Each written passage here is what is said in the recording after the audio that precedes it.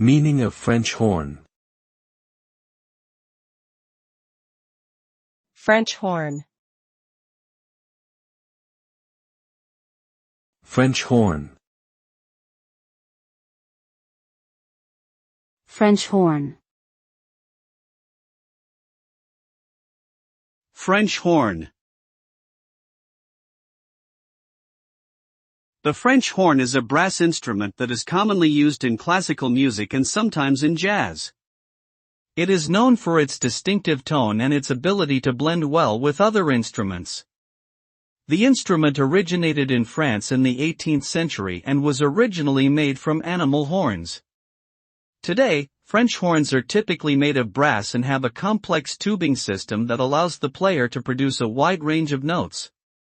They are commonly used in orchestras and wind ensembles and are a popular choice for solo performances.